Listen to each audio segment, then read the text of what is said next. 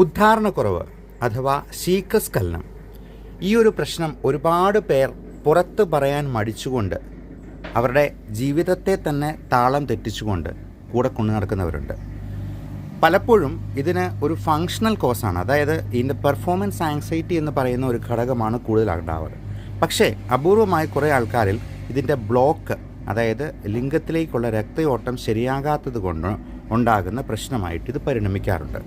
അപ്പോൾ ഇതിന് നമ്മൾ ടെസ്റ്റ് ചെയ്ത് നോക്കേണ്ടത് USG പിനൈൽ കളർ ഡോപ്ലർ എന്ന് പറയുന്ന ഒരു സ്കാനിങ് ആണ്.